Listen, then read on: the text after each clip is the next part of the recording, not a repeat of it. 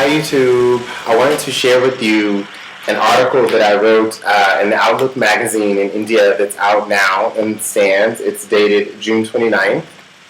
I was interviewed about racism in India.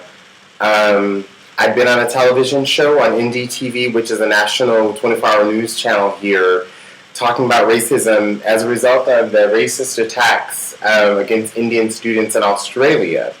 And what had happened was they had the Australian High Commissioner on this show, and people were like, you need to answer for all the white people in Australia doing all the racism. I was like, okay, this is really not going to get us far.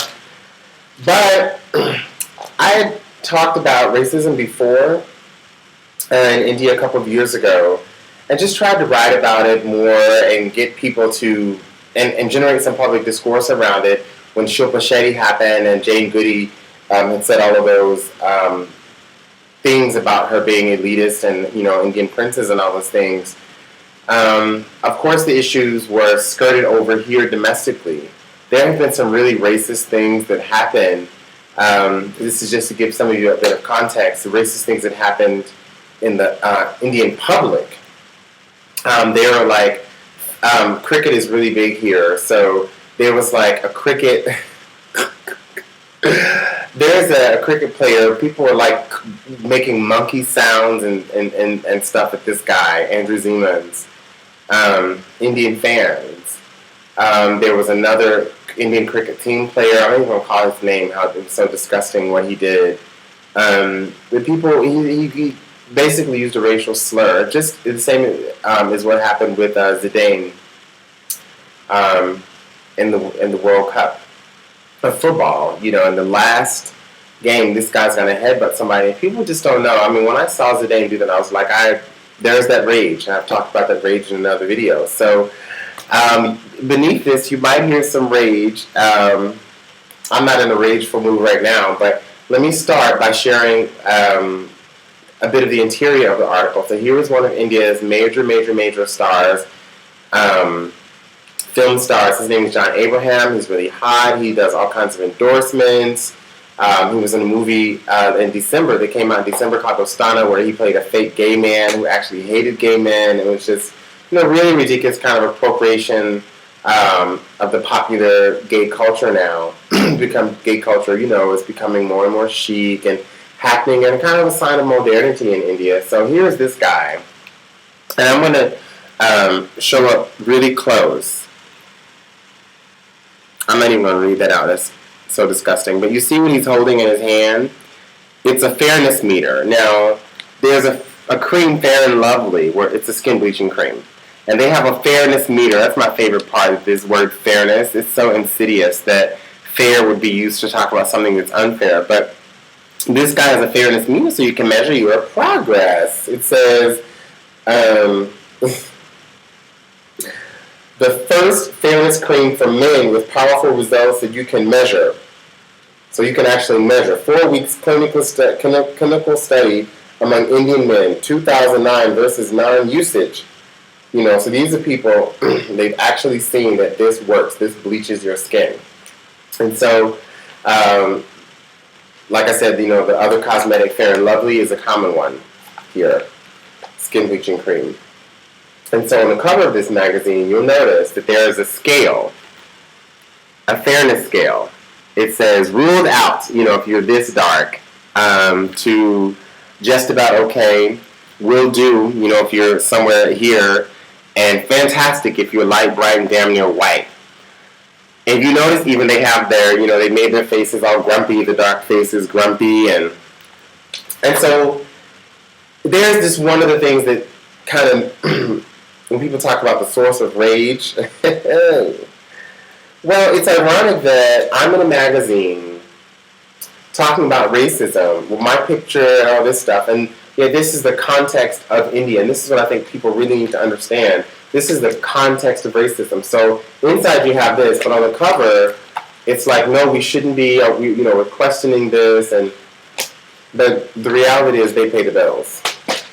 And unless and until, as people like to say here, unless and until, you have a group of people who are willing to say, we're not going to take your advertising money, Fair and Lovely, Fair and Handsome, all those people, we're not going to take your dollars because we find your products crappy. We find that what it's teaching is the wrong thing. Until stars like John Abraham, Shah Rukh Khan start to say, I'm not going to tell people that they should be fair and lovely. And so here we are.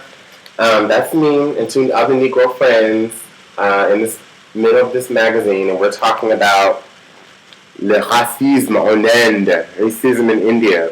That's my friend Milena. She's a journalist. You've seen her in other interviews that I've done. And my other friend Joyce. As if I only have two friends, but these are my black friends. Some of my black friends in India. And we're in the market, and so I'm holding this sign. It's called. It says "Racist, Go Home," and I painted this sign on September 11th. This image has been in my head since September 11th, the September 11th, where I was in New Orleans and there was these people, hickish kind of people, as we like to say in America, just so we can identify their race and their class. So it's really, how we talk in America. And they had a pickup truck. And on this pickup truck, they had hoisted a sign, an American flag that was a building size, huge flag. And in the back of their truck, it said, "Windows go home," right above the shotgun rack. So that was this context,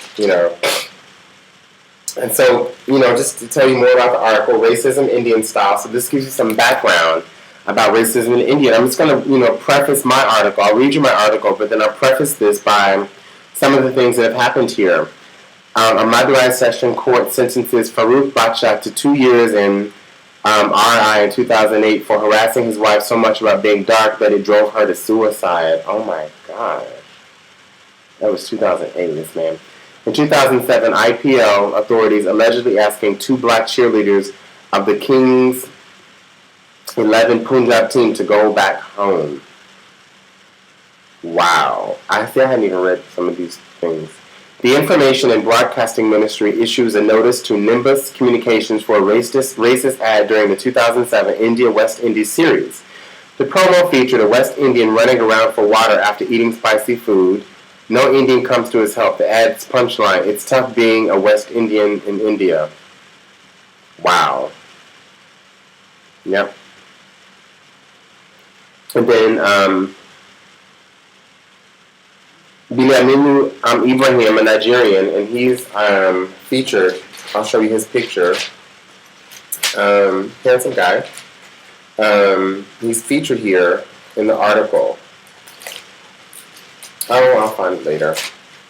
But anyway, they have a picture of this guy, and he's also on the online version. It says, Nigerian student at engineering college in Greater Noida is spat at by one of his Indian seniors. Wow. So this is like a schoolmate. This is what goes on in modern India. Robert, a Kenyan student in Pune, is denied entrance to a pub. He is asked to return on Tuesday for an all-black night. Wow, I've been denied to pubs here in the city several times and been told it's a private function, and no, not even been told that I should come back on any night. And even some Northeastern students here who are so-called East Asian looking, they're called chinky. They've been denied, generally just denied. Denied. Okay, in May this year, a group of Iraqi students is attacked by a mob of 150 in Greater Noida. 3 of the students are grievously injured and hospitalized. Then the next one, the Delhi police issues guidelines in 2007 to students from the Northeast. That's the part that I said, where even phenotypically, they're more East Asian or Southeast Asian than South Asian. And so these students' tips include a strict no to, quote, revealing dresses and curbing traditional food with an alien aroma like, quote, bamboo shoots, which offend neighbors. Don't even get me started on offensiveness.